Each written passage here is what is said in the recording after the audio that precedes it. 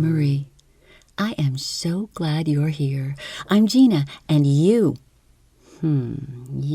seem like you might need a great classic short story, and I've got one for you. I got to admit, though, I'm kind of sad about Halloween being past us. Just barely, I know. We got to bring you a great variety of stories, and I really thank you for your comments about them. Those comments really keep me going. They do. We all really appreciate your comments and your likes, and love it when you follow and subscribe. Thank you so much, listeners. Today, no scary stuff. Not from this author. It's Hector Hugh Munro. You may have heard of him. He's better known as Saki. His stories are described as cut glass beauties. I love that. Also described as pitiless and hard-edged. I'm not so sure about that. Anyway, I can guarantee you they're often very funny. And, it's also been said that Saki loved to constantly poke fun at the pretensions of the middle and upper classes. Oh, who doesn't enjoy that? And, maybe the upper classes. It's definitely true about today's story. We love H.H. Munro around here. We've done a few. There's The Mouse. I looked it up, episode 278. Please listen to that if you haven't already. It's preposterous and wonderful. I loved episode 295, Tobermory, strange name, about a talking cat. Equally wonderful. There are others we've done. Now, here is what we learned about Saki in that last episode we mentioned. Listen. All right, today, Saki. Nope, not the drink. The author, a Scottish descent, also known as Hector Hugh Munro. Scottish descent, yes, but he's considered the master of the English short story. Considered the master, and yet, like Charles Dickens, his style of fiction was not considered to be literature. Not in his time. It appeared in newspapers, and really was so different from the style of the day. He was definitely the master of plot, of characterization, and of wry, dark humor. You just cannot finish a Saki story without a smile on your face or even an out-loud laugh. Okay, there is one very unfunny thing about Saki, and we'll get to that in just a moment. But first, he was actually born in British India in 1870, the son of an inspector general. He was educated there by governesses and had further schooling in England. He did go on to follow his father into serving for the Indian Imperial Police in Burma. Illness, though, forced him to return home to England after only a year. So, there he worked as a journalist for several newspapers. There he published his first short story in 1899, and he went on to produce several collections of short stories. Oh, always the cynic. Most of those stories played out the hypocrisies of the upper crust during the fading of the Victorian age. You know, animals were always a favorite subject for Saki, and you will note that today. But if you were a wealthy human in one of his stories, you were not going to make out well at all. Munro was also a playwright, and he wrote several novels. A few were historical. There was one in particular about the Russian Empire. No, I'm not going to be reading that one here, don't worry. Okay, I guess I need to get to that unfunny part. All right, here we are. Consider this.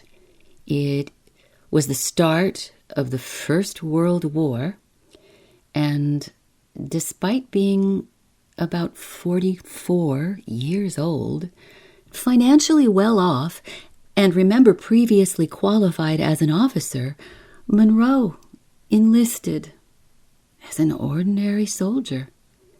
He was often very sick or badly injured, but he stayed on and on in that battlefield.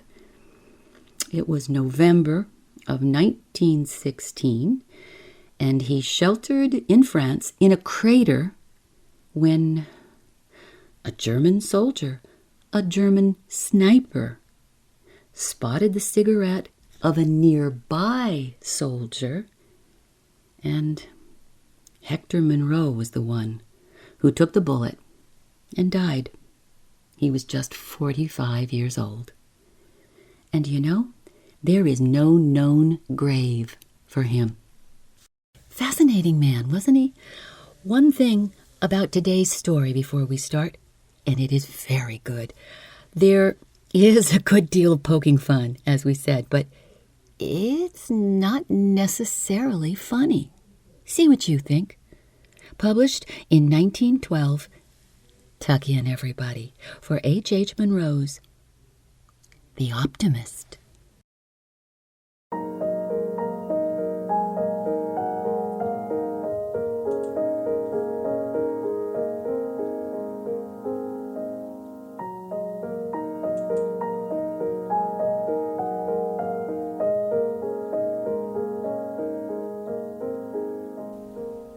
In the gathering twilight, Richard Duncombe rode a tired horse through a seemingly endless succession of fields in what he guessed to be a more or less homeward direction.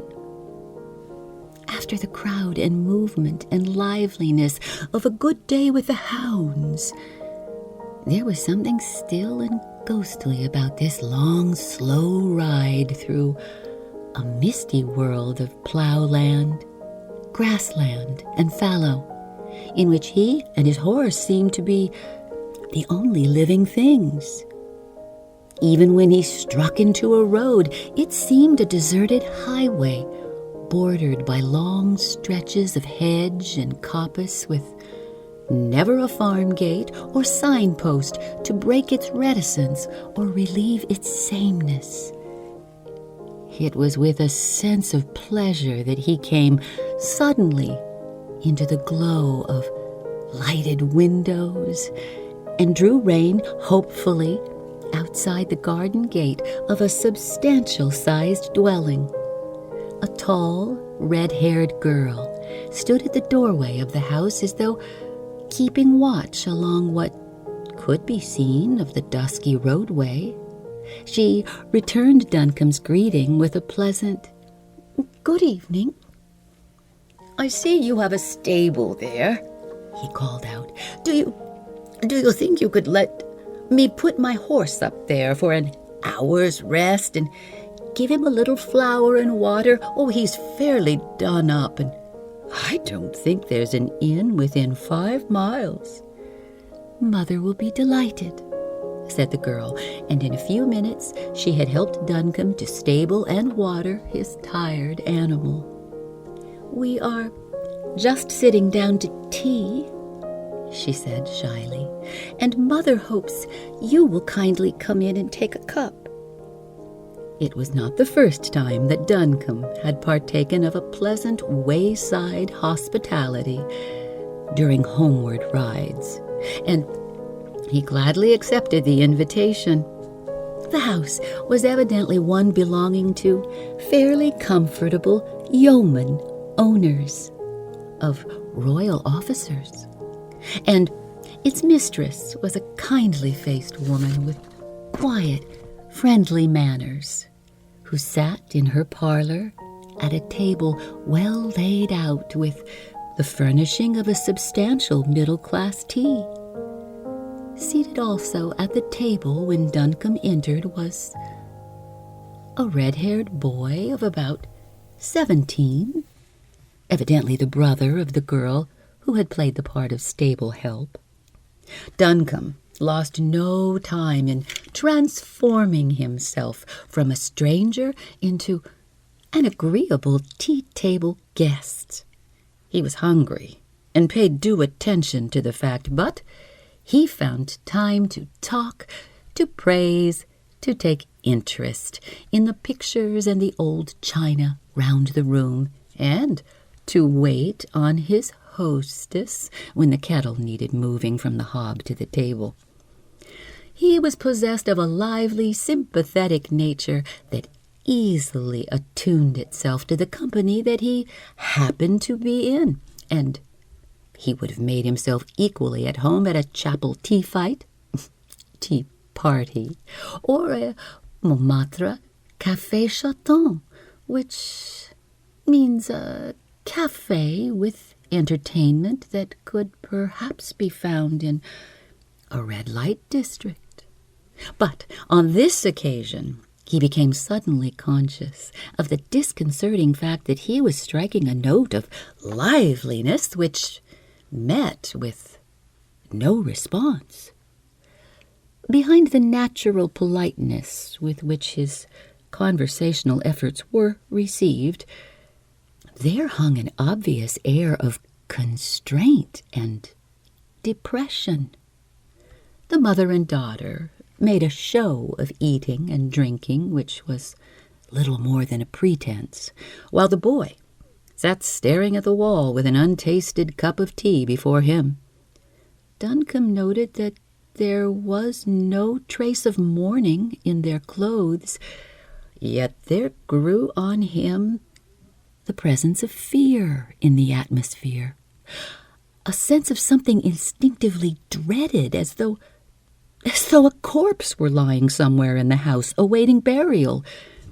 Oh, he put this feeling down as due in some measure to the lonely situation of the house and the long dark ride by which he had reached it. The road that ran past it might have been a churchyard path for all the sound it gave back. Well, as this thought crossed his mind, its judgment was belied by the round of approaching hoofs and wheels. The occupants of the room seemed to listen with strained attention, as though the occurrence was too rare to pass without due notice. A gig or light cart of some sort drew up at the gate. "Go to the door, Nan," said the mother, quickly to the daughter. In a minute, the girl returned with a short summons. "Ted."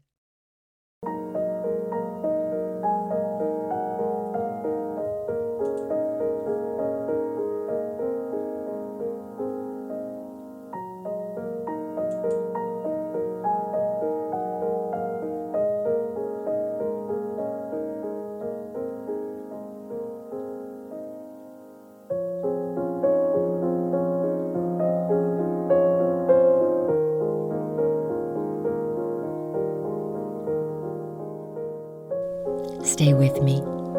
This is an ending you won't want to miss.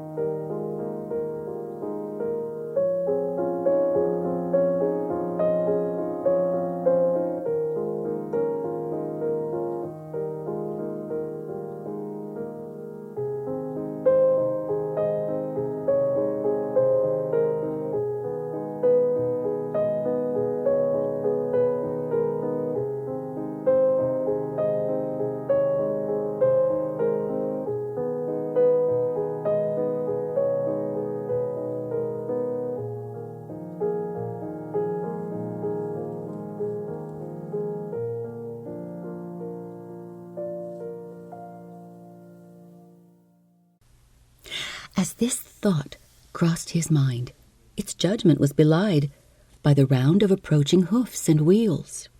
The occupants of the room seemed to listen with strained attention, as though the occurrence was too rare to pass without due notice. A gig or light cart of some sort drew up at the gate. "Go to the door, Nan," said the mother quickly to the daughter. In a minute, the girl returned with a short summons. "Ted."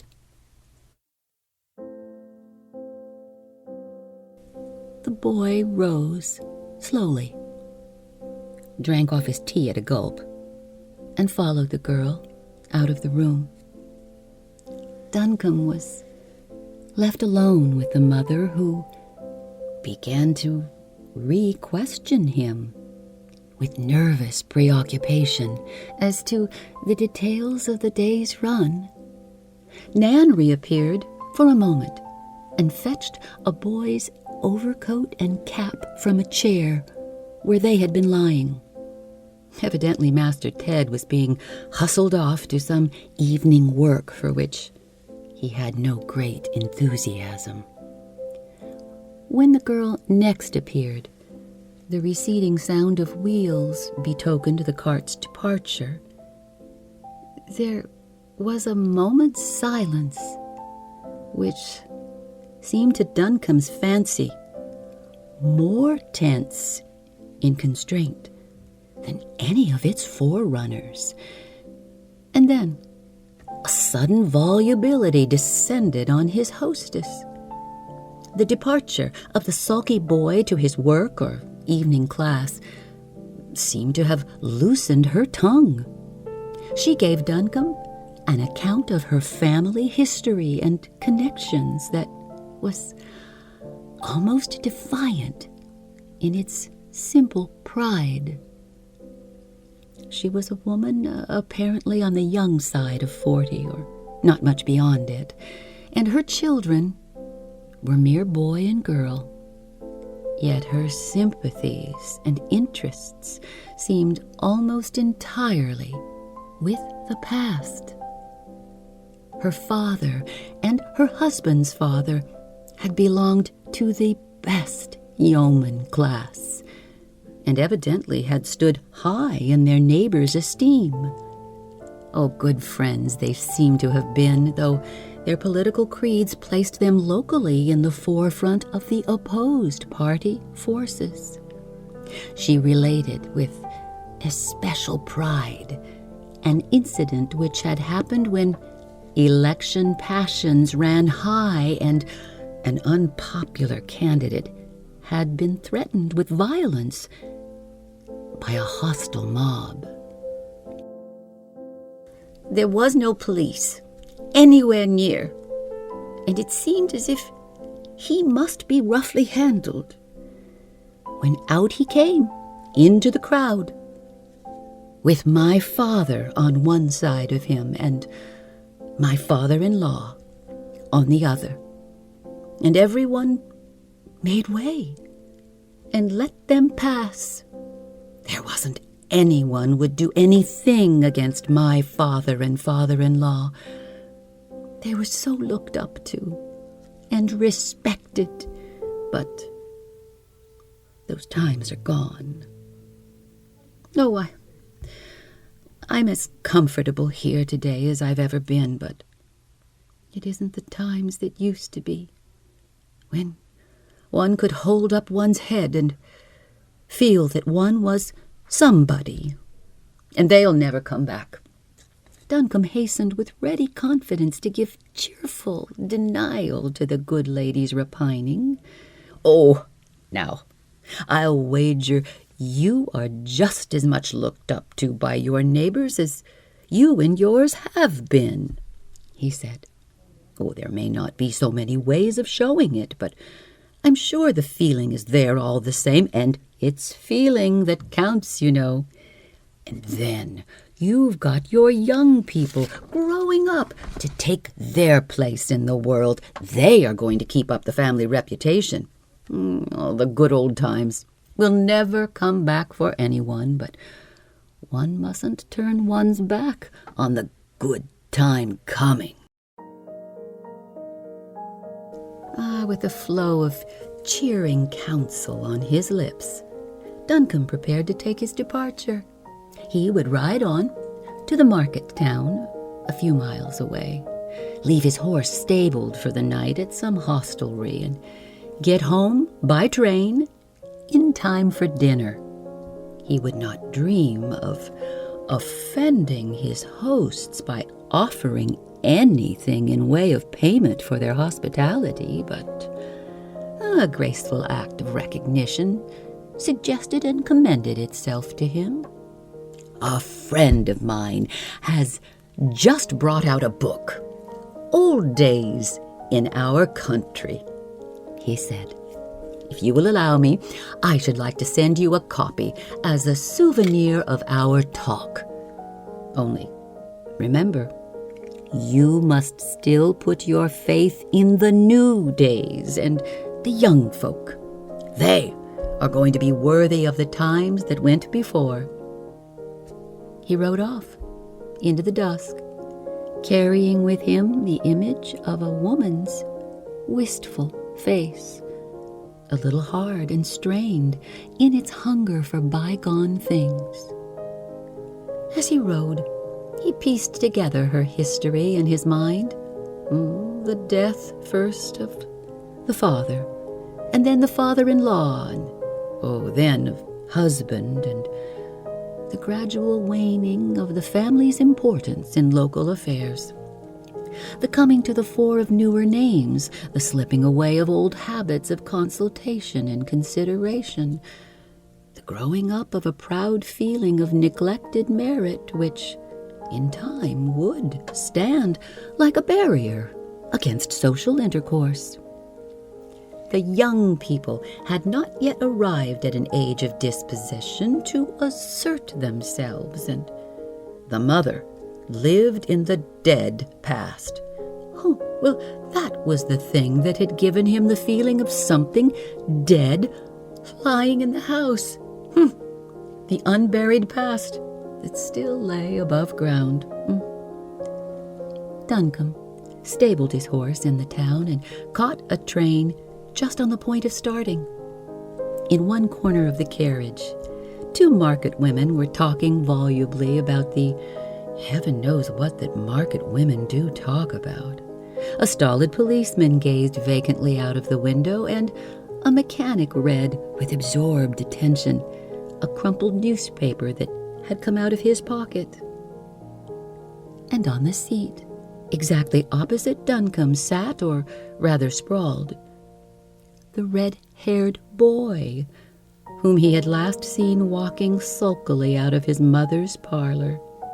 Evidently, he was going up to some evening class in the neighboring cathedral town, and from the expression on his face, it did not appear that he regarded the expedition with any particular favor.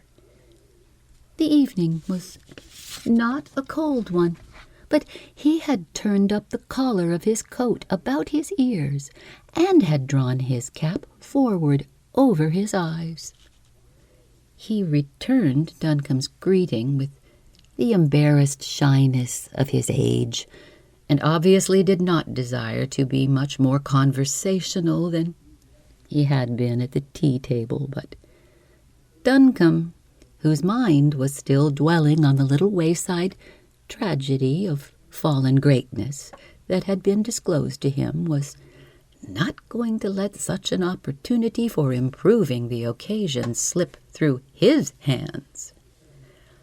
"Now, your mother has been telling me a lot about old days and how looked up to your father and grandfather were," he said in a quiet, friendly voice, "and I have been telling her that she must look to you to keep up the credit of the name and show yourself worthy of the stock you come from." He warmed with enthusiasm to the task of rousing the boy's family pride and putting him on his mettle. "You must stand as high in everyone's esteem as they did, and make your mother as proud of her name in the new days as she was in the old days. And then he stopped in the middle of his friendly homily. The boy was looking at him with the glazed stare of a trapped and helpless animal that sees the hunter approaching. Once again, Duncombe experienced the uncomfortable certainty of being face to face with a tragedy whose nature he could not guess at. The train drew up at a brightly lit platform. The market women, still in a full flow of chatter, hooked their arms into a wonderful assortment of baskets and prepared to disentangle themselves and their burdens from the carriage. The mechanic folded his crumpled newspaper into a tight bunch and thrust it into his pocket. The stolid policeman became suddenly alert and stern-visaged. "Come along," he said to the red-haired boy, and touched him on the arm. The boy stumbled to his feet and drew his cap still lower over his eyes. Duncombe, with a sick feeling of distress in his heart, as of one who has struck or trampled on some wounded creature, watched the two thread their way through the cruelly observant station crowd towards the grim prison that reared its long front beyond the station walls.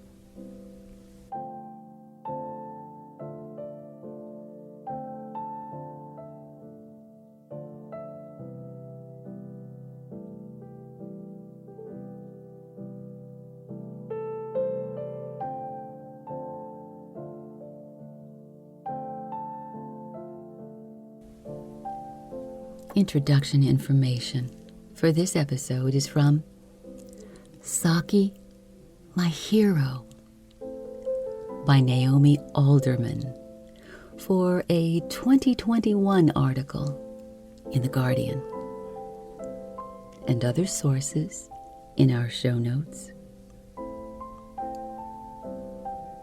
Music for this episode is The Cottage from Pamela Goldings, and All That Was from Evelyn Haidu. If you would like to contact me, you certainly can, right here in comments, or at fastasleepwithginamarie44@gmail.com, or on Instagram, Facebook, and TikTok. Keep us right here for you with your reviews, your likes, your comments. Please follow us and subscribe, won't you? Keyword: tragedy. And now for next week. Not one but two stories from none other than Philip K. Dick. Good night.